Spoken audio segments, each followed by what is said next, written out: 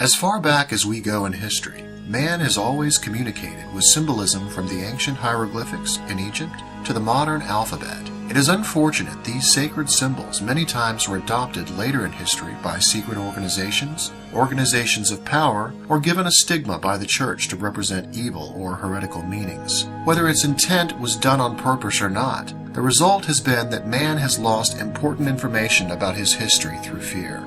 For example, the swastika is an equilateral cross with its arms bent at right angles. Earliest archaeological evidence of swastika-shaped ornaments dates back to the Indus Valley civilization of ancient India as well as classical antiquity. Swastikas have also been used in other various ancient civilizations around the world. It remains widely used in Indian religions, specifically in Hinduism, Buddhism, and Jainism, primarily as a tantric symbol to evoke Shakti, or the sacred symbol of auspiciousness. The swastika is also a Chinese character used in East Asia representing eternity in Buddhism.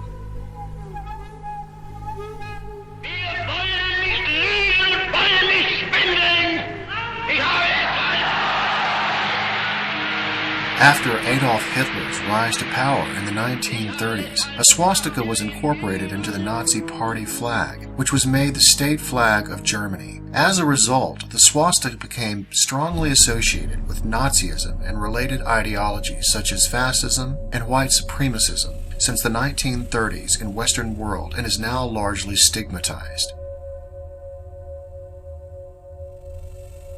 The Eye of Providence, or the all-seeing eye of God, is a symbol showing an eye often surrounded by rays of light or glory, and usually enclosed by a triangle. It is sometimes interpreted as representing the eye of God watching over humankind, or divine providence. Imagery of an all-seeing eye can be traced back to Egyptian mythology and the Eye of Horus. It also appears in Buddhism, where Buddha is also regularly referred to as the eye of the world through Buddhist scriptures. Most recently, the all-seeing eye was adopted as the elite's favorite symbol, represented as an all-seeing eye atop a pyramid, the symbol for a top-down command and control system of compartmentalization.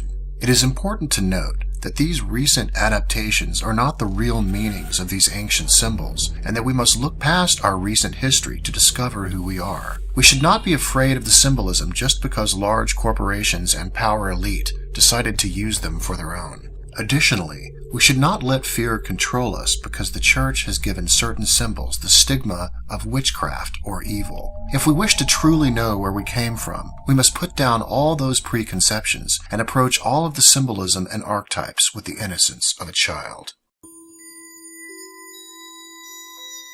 According to the Masonic Lodge of Education, the Masonic letter G reminds us that every act is done in the sight of the great architect of the universe. It is believed that it stands for YHWH, the name of the great architect of the universe, pronounced Yahweh, sometimes pronounced Jehovah, in the ancient Hebrew language from which the Bible was translated. The letter G stands for geometry, which is the mathematical science upon which architecture and masonry were founded. It is important to note that the Masonic G is normally seen with inside the symbol of a hexagram and typically surrounded with what appears to be the rays of a sun. Additionally, in history, one can find the Yahweh symbol in the middle of both the triangle and the hexagram. In correspondence, we can see the G and the Yahweh symbol also correspond to the 7 stars located inside the hexagram.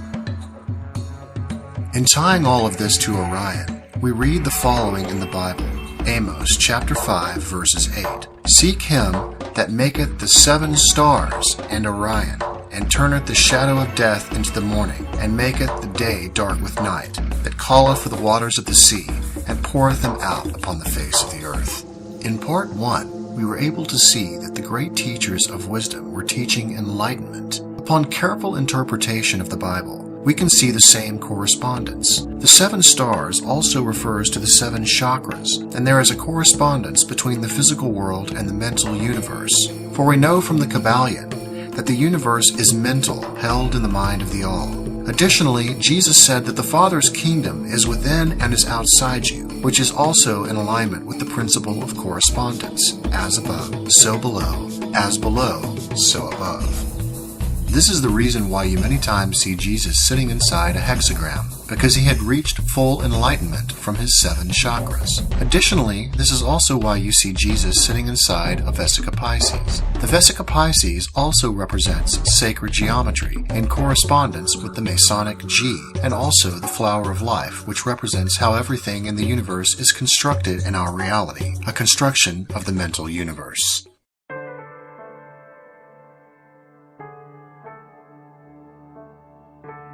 Dionysus is thought of as being Greek, but he is actually a remake of the Egyptian god Osiris, which is also associated with the constellation of Orion. Dionysus was a prototype of Christ with a cult center at Jerusalem, or during the 1st century BCE. He was worshipped by the Jews. Dionysus' symbol is IHS, later became known to represent Jesus. Dionysus can typically be seen holding a staff in the form of a caduceus with a pine cone atop with 2 intertwining serpents, the pine cone typically deciphered as consciousness. With all the aforementioned information, we can see how all of this begins to tie together. From part 2, we learned that the Orion Nebula is displayed in 3 different churches. In the first church of the Jesu, the bright spot corresponds to their symbol IHS. In the Cathedra Petri, we see that the bright spot corresponds to the dove. In the St. Charles Church, we see that the same bright spot, the Tetragrammaton, corresponds to Yahweh. And finally, we determine that the Masonic G also corresponds to Yahweh. Therefore, using logic and deductive reasoning, we can determine the following. Since we now know that all 3 churches are displaying the Orion Nebula, then logic tells us each of the symbols are representing the same area in the Orion Nebula. And additionally, since we know that the Masonic G also represents Yahweh, then we can now perform a mathematical association between all the symbols. All of the symbols represent the same thing and are pointing to the same area, the bright spot in the Orion Nebula. Question: what is contained within the bright spot of the Orion Nebula that is being referred to as Yahweh? Using the highest resolution photograph taken by the Hubble telescope in 2006, we can now gain a glimpse of what it is the church is pointing to. It is important to note that upon first glimpse of the area contained in the center of the Orion Nebula, we notice a yellow triangle. Upon closer inspection, one can see the yellow triangle is overlapping on top of a pink triangle, forming an hexagon, or a double triangle. Flipping over to the infrared photograph, we can see that in the middle of that hexagram, there is a darkened area that forms an eye. Flipping back over to the Hubble photograph, and by performing a one-click equalization between the variances of light in that area, we can see that the object they are pointing to appears as a self-feeding tornado or whirlwind. Given the amount of time it will take to explain this phenomenon, stay tuned as we will cover this in more detail in part 4.